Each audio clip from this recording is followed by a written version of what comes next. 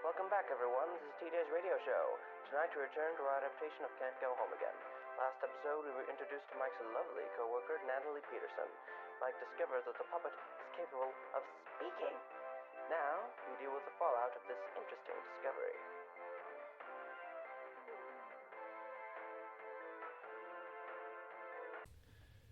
"2 hours was about all the sleep Mike could manage before his mind forced itself awake again, no less tired than before. Just as he believed he was getting used to living with the puppet, it decided to break its apparently willful silence, and the status quo that had been tepidly built was all at once shattered. More than ever, he needed answers, and his mind wouldn't rest until he had them. Collecting several more files from the attic, he pored over their contents from the edge of the bed, including one glowing review that he had glimpsed previously. Freddy's reopens to extravagant reviews, with a toy line of animatronics and the location being praised. However, the reports of 5 missing children have caused Freddy's to be questioned, with some questioning if this fresh start may be plagued by past issues.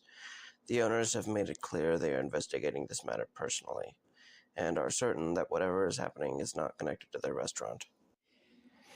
Yeah, right. What else is here? Right. The critical condition one. The young boy bitten at Fredbear's family diner, name withheld, is still in sensitive care. The condition of the patient has once again gone from stable to critical.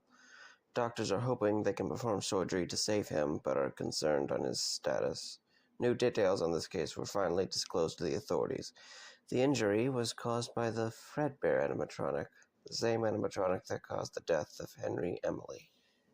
There was a picture of a young boy next to the report, one Mike recognized instantly as the same boy from the photo in the house, carrying the same Fredbear plush. Of the 4 empty bedrooms in the house, now at least he had an answer for one of them. As tired and frustrated as he was, it did nothing to weaken the pain he felt for Frederick, and for the poor child who spent their last days in such a brutal state. But this meant that the child's death was separate from those of the other 5. So how was it that the child came to possess the puppet? Perhaps he never did? Was his theory on the puppet incorrect? The uncertainty grew the more he strained to find how the pieces fit. And then it dawned on him that he didn't need to stumble blindly on his own now. He could simply ask it himself. As Mike prepared to resume their conversation, the puppet sat quietly in the center of the living room. The TV was off, leaving it to reflect in silence. I shouldn't have done that whole voice thing. What was I thinking? Now he knows, and how's he going to react when he wakes up? God. He didn't know what to do. So much of the time now, he didn't know what to do. He threw his hands to his face and over his eyes as if to hide from his own thoughts. In doing so, he was reminded of a time before.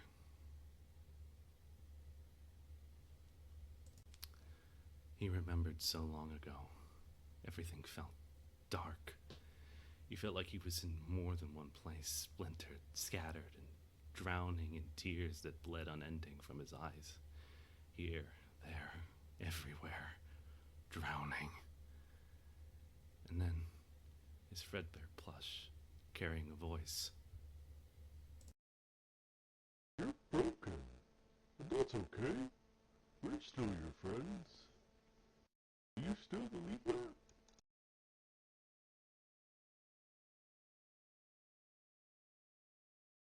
I will put you back together.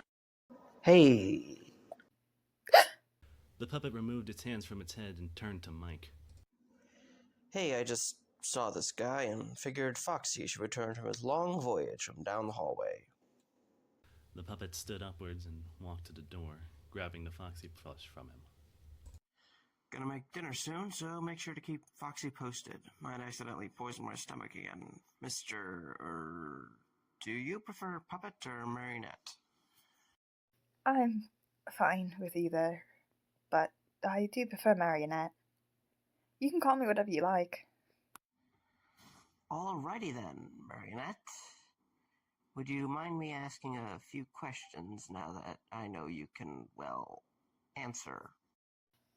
I wouldn't mind. So, you know Sam? Well, I don't know if you recognized him, but he used to work at Freddy's. He used to be called Fritz Smith. He worked alongside a guy named Jeremy. He said you used to work by the prize corner. Work implies that I was a paid employee. It's more so I was stationed by the prize corner. Explains how he got all those. Oh, you mean the collection? I'm very proud of it, and yes, being at the prize corner had its perks. I had full access to all sorts of dolls and toys. These Funtime Foxy plushes were not even supposed to be released, but thanks to some slip up by higher ups, they were all mine. It was so lovely. So, I know that you were there during the toy era, when they had those fancy new animatronics. I also know that it shut down. How come? I wouldn't know. You wouldn't, huh? Probably nothing big, right? I heard there used to be this place called Fredbear's Family Diner, too. Fredbear was a weird name for Freddy, right? Sort of. Fredbear was the original big mascot. Freddy splintered off from him. They later made Freddy the big lead, as Fredbear was judged to be a bit too intimidating for the kids. Yeah, and they brought in you, with your welcoming smile, sure not to scare any kids. Yes. Fredbear was one of those weird suits, right? The ones they could wear? I'm not sure. Never mind, the diner was probably a long time ago. Though, while we are talking on the past, how was Freddy's like in the old days? It was nice. In the classic days, it was pretty cozy. Had a nice feel to it. When the toy era came around, there was a lot more people around. If you don't mind me asking, how did you go from that to living here? Well, the toys were supposed to be scrapped. I was going to go with them, but he took me here instead. Mike, I am sorry for what I did. I realize I crossed the line. It's just I have issues with people around. Him being here, it just really got to me. And this whole thing, Frederick being gone, it's just made me emotional. I get it, I forgive you. I am just trying to find out all the mysteries that went down at Freddy's. I know. Here, let's just put a pin in this for now, okay? The puppet gave a nod in agreement, which satisfied Mike enough for him to move on to his next most pressing matter, eating something. From what leftover groceries remained in the pantry, Mike was able to put together a modest plate of spaghetti. Almost 2 plates before he remembered his housemate's lack of appetite and shamefully putting away the second plate back in the cabinet. He sat down at the table to eat, and it was only several mouthfuls of pasta later that he realized said housemate had been waiting patiently across from him. A silence hung over the room as the two stared at each other. How are you so close to my father? What? Well, I answered your questions, so I wanted to ask one myself. The letter, it said how close you were to his family. That he trusted you so much that you were the one he wanted to inherit his house. That he wanted you to be the one to take care of all the skeletons in his closet. Like me. It's been bugging me this whole time. How did you know him? Well, well, that's a bit of a long story. Ahem. So, my childhood was mixed, to say the least. When I got old enough to at least take care of myself, well, I ditched home. I couldn't afford much. Had an apartment that was basically a shed. The landlady felt bad for me, so she gave me free room service. Nothing glamorous, just spam and chili 3 times a day. I found the ad for a security guard at Freddy's. Decent-ish pay for just sitting on your ass for 6 hours. And free food. Not much, but it was something. I lied about my age to get the job. Then, of course, I found out the quirks with the animatronics at Freddy's. But I didn't mind. In fact, I found it exciting. I honestly told Frederick I was grateful for it.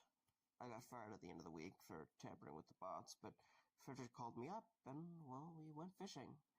He said he liked me, and, well, he handed me a lot more money than the paycheck promised. I got a better apartment, and I got rehired. Started an on and off again relationship with Freddy's. Frederick was a great boss. In a lot of ways, well, he reminded me of my grandpa. Not as old, but he's sweet and wise, just like him. I see. Thank you for telling me. Mike twiddled his fork over his empty plate as he thought about his grandparents and how long it had been since they'd spoken. Maybe too long. Hey, Marionette, just, give me a minute.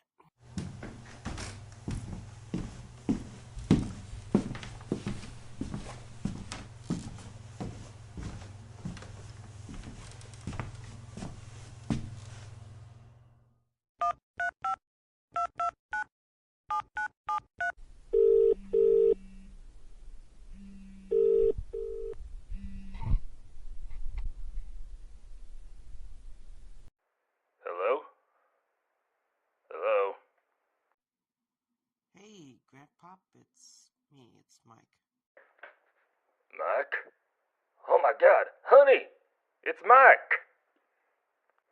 There's no way. Mike, is that really you? Yeah, it's me. The family's been worried sick about you. Where have you been? I've been fine. I felt I needed to get away from home for a while. I got a job, and I got Frederick. He was a great boss. He died recently, but he left me this great house. I'm basically set up now. Well, good to hear you're okay. And it's nice to hear you have your own house. It's a miracle to hear from you, Mike. Thanks, Grandpop. Any work needs to be done at this new house? I'll be happy to drive by. No. It's nothing I can't take care of myself. How about I stop by there sometimes? Just like old times.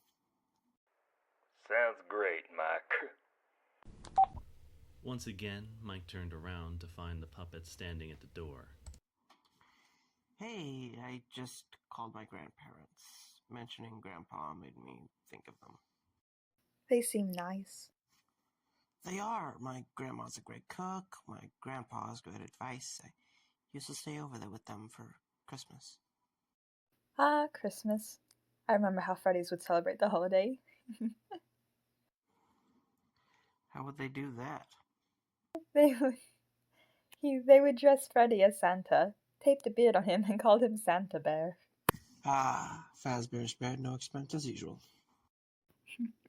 We joke, but the truth is the kids loved it. I remember them saying things like, "I love you, Santa Bear." It was adorable. Nice. If you don't mind me asking, could you wind me up? It's getting late and I wanted to rest a bit. Can't you wind yourself up? It's really hard to. Once I let go, I pass out, so sometimes it's hard to really get in the box. All right, I'll help you. Thank you. The two made their way to the puppet's room and then to the music box beside the bed. Mike waited patiently for the puppet to settle itself inside and then slowly wound the box several times, hopefully long enough to lull it to sleep for the night. Mike placed the lid over the box before returning to the master bedroom and then into the attic to gather more files. This time, while he was up there, he spotted a dusty picture frame resting on an unused nightstand. Brushing away the dust, it was a photo of him and Frederick that the man had taken when he had returned for his second night. It depicted Frederick giving Mike a handshake as they both posed for the picture. Mike couldn't help but cringe at his disheveled appearance and awkward expression, but Frederick was as cheerful as ever. As he set the frame down, he noticed another photo beside it, similarly caked in dust. This one was of a kind-looking woman, and on its back was a letter in Frederick's handwriting. My Marion, you were lost in childbirth. Being with you was a good experience, and at times I feel like I miss it. He knew enough by now that this shouldn't have hurt him, but it did anyway. He was reading so much about mysterious murders, fatal accidents, murderous animatronics. It was easy to forget that a person didn't need to be the target of threats, fantastic or mundane, to disappear. That a person could simply just die. For no reason, with no recourse. It felt so small. He felt so small. He sat for a few more moments in silence, letting the feeling exist before returning to his mission. Back in the bedroom, he opened up the files to explore more of his former boss's secrets. Security reports regarding missing persons, customers, and staff alike. One of the reports was about a security guard named Angel Wilson, and the attached photo was of a man that was wearing bandages, just like the photo he had seen earlier.